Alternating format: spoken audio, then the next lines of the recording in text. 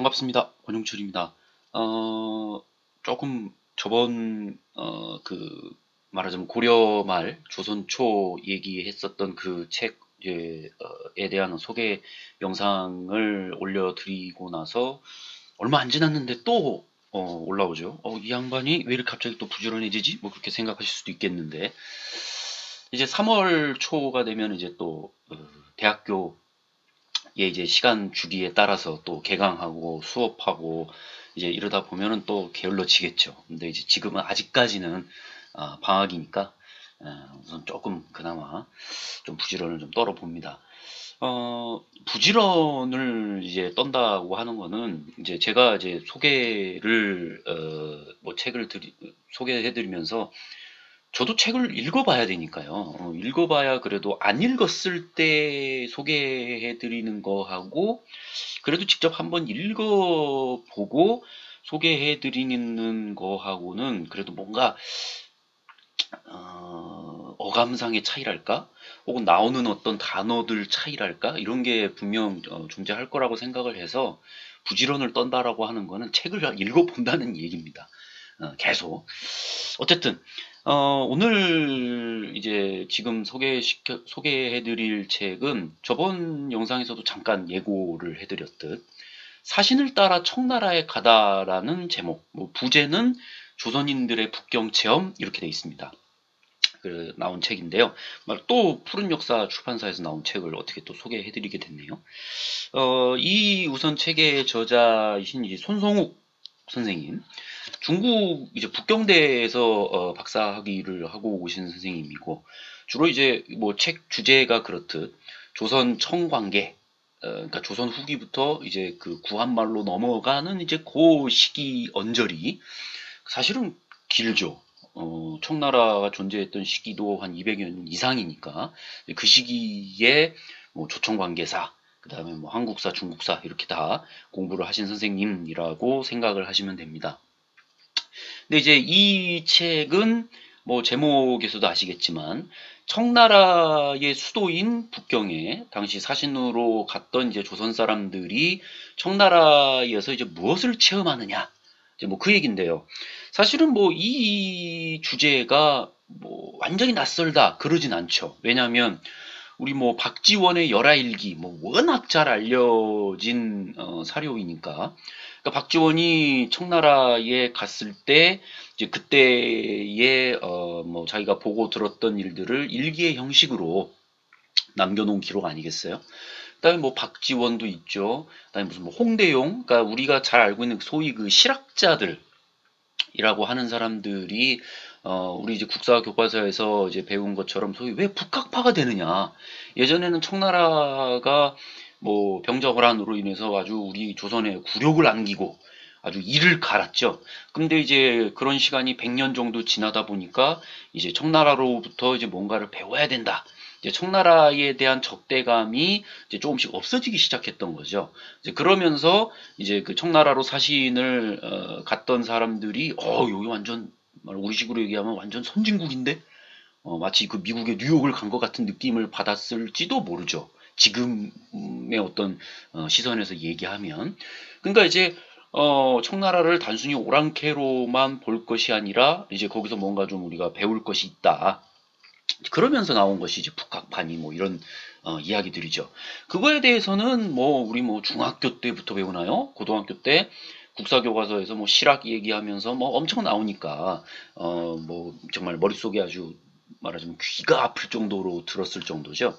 그런데 이제 이 지금 손성욱 선생님의 책에서는 우리가 그렇게 막 귀 아프게 들었던 박지원 얘기, 뭐 홍대용 얘기, 실학자 얘기, 뭐 그런 얘기들은 별로 없어요. 오히려 우리가 알만한 얘기들은 별로 없다는 거죠. 그러면 반대로 얘기하면 이게 뭐야? 이런 뭐 사람도 있었어? 혹은 뭐 이런 사례도 있었어? 이제 좀 그런 느낌을 받을 수 있는 일화들이 많이 있습니다. 재밌어요. 우선은 딱딱한 책이 아니다. 그러니까 뭐 우리 뭐 학문 학술 서적 그죠? 막 각주 달리고 그죠? 그런 책이 아니다. 그래서 좀 뭔가 이야기 형식으로 스토리텔링 형식으로 뭔가 이렇게 좀 그나마 좀 무게를 학문적 무게를 조금 덜고 그렇다고 해서 뭐 학술적인 근거가 없느냐? 전혀 아니죠. 그런 거 아니고 뭔가 그 글에서 오는 딱딱함이나 무게감을 조금 덜어냈다. 이렇게 생각하시면 돼요. 그러니까 이렇게 편하죠. 뭐 일반 대중분들도 그렇고 저 같은 경우도 저는 이제 뭐 청나라나 조선 관계 이런 쪽의 전공자가 아니기 때문에 어떻게 보면 문외한이나 마찬가지죠. 근데 저 같은 문외한들도 딱 보면은 재밌다 이런 일이 있구나 라는 정도 이렇게 딱 느낄 수 있고 뭔가 더 흥미가 생긴다. 이 조선청 관계의 여러 가지 특성에 이제 그런 것들을 유발할 수도 있는 굉장히 좀 흥미로운 책이라고 생각이 됩니다. 그러면 이제 여러분 궁금하신 게 그럼 박지원이나 이런 사람들이 겪은 그런 거 말고 뭐가 그러면 나와 있길래 재밌다고 하느냐? 우선 이 사신들이 우리가 이제 가장 사신들의 최종 목적은 황제를 보는 거죠. 그러니까 황제에게 조선 측의 문서를 전달하고 물론 황제한테 직접 그냥 이렇게 들이대는 건 아니죠. 당연히 절차가 있죠. 그래서 황제한테까지 그 조선 측이 원하는 사안이 이제 전달되고 그리고 황제가 오케이 받았다. 내가 조선 측의 입장을 알겠으니 뭐 이러이러하게 해라. 라는 이제 그 명령을 받고 이제 조선으로 귀환하는 것이 이 사신들의 임무죠. 근데 이제 그런 공적인 임무를 수행하면서 꽤 오랫동안 머무른단 말이에요. 북경에. 그 황제가 뭐 바로 답을 주는 게 아니란 말이에요. 그 문서가 올라가는 절차가 있고 또 황제가 또 답을 내리는 절차가 있고 하면은 뭐 며칠, 뭐 길게는 몇 달이 걸리는 거죠. 그러면 그동안의 사신들은 황제의 답을 받을 때까지 어쨌든 북경에 머물러 있어야 돼요. 그 기간 동안에 사신들이 아무것도 안 할 수는 없잖아요. 그죠? 계속 그 숙소에만 머물러서 그냥 마치 뭐 감옥처럼 그냥 청나라가 주는 뭐 식사 받고 먹고 또 잤다가 뭐 이럴 수는 없는 거거든요. 그러니까 뭔가 활동을 하고 그 다음에 좀 긴급한 어떤 사안, 긴급한 사안이라고 하면 뭐냐면 이제 여기서 소개되는 건 뭐냐면 조선의 세자책봉, 세자책봉의 경우 굉장히 긴급하죠. 그래서 이제 그런 사안이 있을 때에 이 사신들도 나름 소위 첩보를 수집하러 다녀요. 이게 과연 잘 될 것인가? 그 조선 그 청나라 조정 안에서는 도대체 우리 조선이 전해준 문서가 잘 올라가고 있습니까? 어떻게 일이 진행되고 있습니까? 이런 것들을 좀 정보를 얻어내야 돼요. 그럼 정보를 얻어내려면은 뭐 아무것도 없는데 얻어내느냐? 안 되죠. 끈이 있어야지, 끈이. 그죠? 그러니까 그 조선 그 청나라 조정과 연계할 수 있는 그 사람을 알아놔야 돼요. 그죠? 첩자라고 하기는 좀 그렇고 연락망, 연락 네트워크, 그죠? 이런 걸 알아놓는 거죠. 그러니까 이런 거를 또 하기 위해서는 소위 이제 어떤 인물들에게 정보를 수집하기 위해서는 뭐가 필요하냐? 돈이 필요해요. 돈 없이는 누가 하겠어요? 그러니까 결국은 사신단들이 청나라로 갈 때 이렇게 뇌물을 주기 위해서 필요한 그런 자금들을 챙겨가요. 그러니까 이제 뭐 그런 얘기들도 지금 여기 나오게 되고요. 그 다음에 뭐 여러 가지 얘기가 있는데 이 사신들이 이제 북경으로 오게 되면서 나중에는 이제 19세기쯤 되면 이제 서양 애들, 특히 러시아 쪽 사람들이 청나라에 많이 보이게 되죠. 그러니까 이제 그런 완전히 새로운 경험을 하게 되는 것을 우리가 또 확인할 수가 있고 또 여기 이제 나온 일화로는 당시 이제 사진 찍는 기술 그때 이제 거의 처음 아마 나왔을 때일 거예요. 근데 이제 조선 사신들은 모르니까 그런 기술이 있는 줄을 몰랐는데 이제 사진을 찍고 그 막 그대로 나오니까 처음에는 그림인 줄 알았던 거죠. 그림인데 와 이거는 너무 똑같다라고 해서 이제 놀란 건데 이걸 이제 화가가 그린 그림이 아니라 뭔가 이제 특수한 어떤 기술로 만들어낸 것이라는 거를 이제 나중에 알게 되죠. 그러니까 뭐 그런 일화들. 그 다음에 당시 어쨌든 조선은 서양인들과의 접촉 이런 거는 엄청 금하고 있죠. 그죠? 특히 이제 그 기독교에 대한 어떤 박해가 일어난 19세기 때는 더 심했죠. 그래서 이 사신으로 청나라에 갔던 사람들이 분명 뭐 사진도 찍히기도 하고 또 서양 러시아 사람들과 뭐 교류 이런 거를 좀 하기도 하고 그런 모습이 있습니다만은 그거를 공식적으로 그렇게 이야기하진 않죠. 그럼 큰일 나. 조선에서 큰일 날 수 있어요. 서양인과 너 뭔가 내통을 했니? 뭐 이런 식으로 될 수 있기 때문에, 그러니까 뭐 그런 아주 미묘한 그 당시의 어떤 그 전국, 그런 것들이 또 재미있는 또 일화들을 만들어냅니다. 뭐 여러 가지 얘기들이 나오는데요. 그리고 이제 그 당시 청나라 중기, 그러니까 후기, 뭐 18세기 중기부터 해서 19세기 넘어갈 때 청나라에서 발전했던 학문이 고증학이라고 하는 학문이죠. 우리 유학계 또 그 계보가 있죠. 무슨 뭐 당나라 때의 뭐 훈고학부터 시작해가지고 무슨 뭐 그다음에 송나라 때는 이제 성리학으로 넘어오죠. 그다음에 명나라는 양명학이 된단 말이에요. 그다음에 이제 청나라는 고증학으로 가죠. 그러니까 이 고증학이라고 하는 것은 뭐 좋게 얘기하면 굉장히 좀 실용적인, 그죠? 그러니까 앞서 그 성리학이나 양명학 같은 것이 뭐 인간의 심성, 우주의 논리, 뭐 완전 형이상학적인 논의를 한다고 하면 고증학은 완전 반대죠. 실제 눈에 보이는 거, 그죠? 거기서 막 시중에서 막 세부적으로 한 글자 한 글자 막 파고든단 말이에요. 그래서 이제 청나라에서 발전했던 게 금석학이라고 하는 거예요. 금석학이라고 하면 지금 우리 뭐 묘지명이나 뭐 비문, 비석 이런 데 새겨진 글자들을 탁본 뜨고 그다음에 그런 거를 이제 연구하는 학문이거든요. 그러니까 눈에 보이는 거를 연구하는 거예요. 근데 중국에는 엄청나게 많은 양의 그 비문들이 남아 있기 때문에 당시 그 청나라에서 정리했던 그 금석학의 성과가 어마어마한 거죠. 그거를 이제 조선에서 사신으로 갔던 사람들이 가서 배워오기도 하고, 그 다음에 심지어 어떤 경우는 청나라 쪽 이제 금석학을 공부한 사람들이 조선 쪽의 금속 비문들도 자료로 수집하기를 원해요. 그래서 조선에서 제공해주기도 하고, 이런 식으로 또 학문적인 교류도 있었다고 하는 걸 알 수가 있죠. 그래서 지금 중국의 금속 자료 중에 보면 고려나 조선 쪽의 비문들만 잔뜩 실어 놓은 책도 있어요. 그러니까 조사를 했던 거죠. 교류가 이루어졌던 거예요. 그래서 이제 그런 이야기들도 나와 있고, 그 다음에 이제 아까 제가 잠깐 얘기했던 그 왕세자 책봉과 관련된 그런 얘기들. 청나라에서 이 책봉을 인정하느냐? 왜냐하면 그 뭔가 왕세자를 책봉하는 데 있어서도 원칙이 있거든요. 원칙이 있는데 조선에서는 계속 이 원칙에서 벗어난 사람들을 책봉하려고 해요. 이제 이런 일이 왜 생기느냐? 조선에서 이제 그 숙종, 경종, 영조, 정조 이제 이렇게 넘어갈 때에 숙종 시기에 뭐 당쟁 장난 아니죠. 뭐 남인이니 뭐 서인이니 뭐 이러면서 장난 아니란 말이에요. 그리고 경종은 장희빈의 아들이에요. 근데 장희빈은 중전이 아니잖아. 그쵸?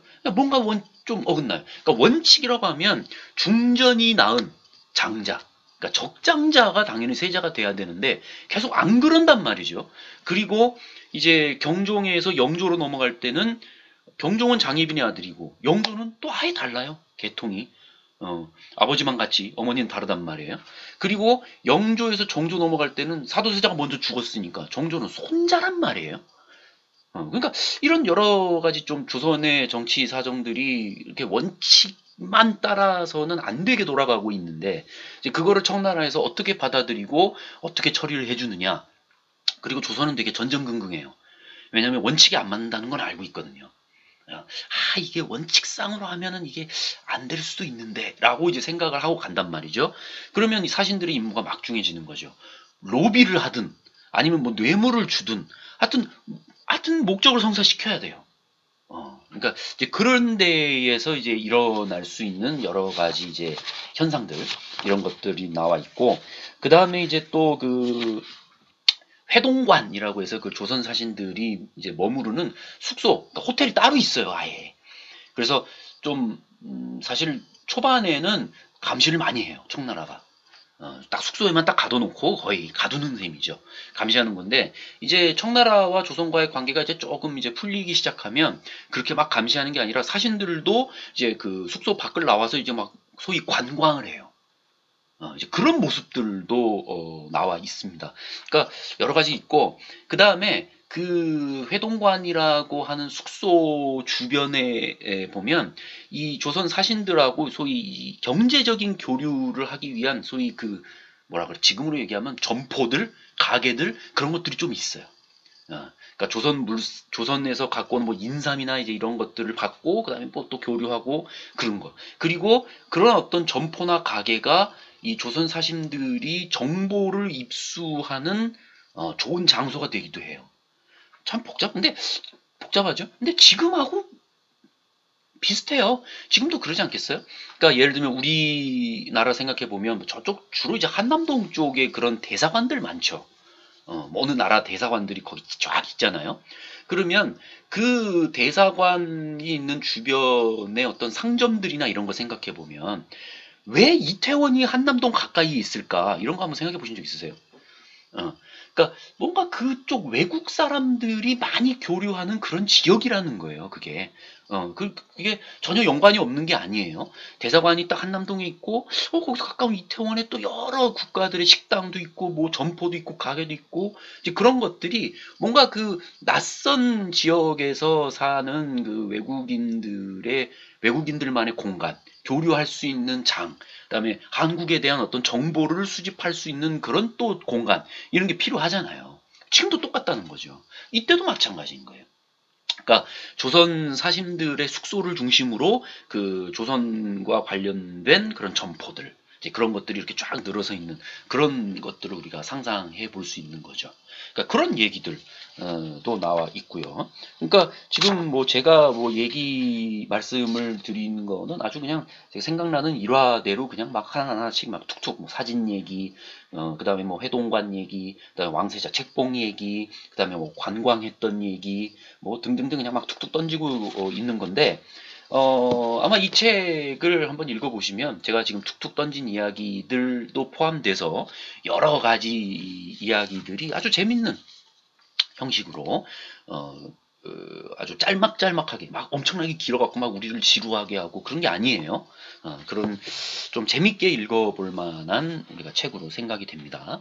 그래서 뭔가 연행록 이라고 하는 이제 자료에서 말하자면 다 온 거예요. 여기에 있는 내용은.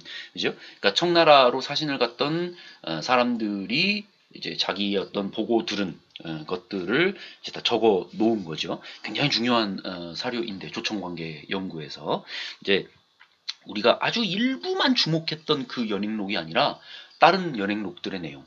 연행록이 종류가 엄청 많아요. 근데 우리는 열하일기 뭐 요 정도만 알고 있는 거지. 그중 아주 극소수. 그러나 엄청나게 많습니다. 그리고 거기에 나온 이야기들도 엄청나게 많은 거죠. 그래서 그런 것들을 조금 짚어본, 그죠? 물론 이 책 한 권만 가지고 그 모든 연행록에 있는 내용들을 다 섭렵하는 것은 불가능하죠. 그럼에도 불구하고, 이런 얘기가 있구나. 이런 시각도 있겠구나. 이런 모습을 상상해 볼 수 있겠구나. 라고 우리가 직접 한번 사신이 돼보는 거죠. 그러니까 생각이 사신이 돼봐갖고 이렇게 했겠구나 라는 거를 우리가 좀 상상의 여행을 떠날 수 있게 만들어주는 책이 아닐까. 그래서 정말 사신을 따라서 청나라에 가다 라는 제목이 참 좋아요. 앞에 주어만 붙이면 돼. 누가? 내가. 그러니까 상상 속에서 사신을 따라서 내가 한번 청나라에 가보는 거예요. 그죠? 그러니까 그런 체험을 한번 해보실 수 있기를 바라겠습니다. 이 책이 참 원래 그 학술 연구하시는 학자분들이 이런 대중적으로 읽힐 수 있는 책을 쓴다는 거는 사실은 쉬운 일은 아니거든요. 쉬운 것 같아도 쉬운 일이 아니에요. 왜냐하면 늘 쓰던 그 논문의 문체 이런 것들이 안 떨어져 나가요.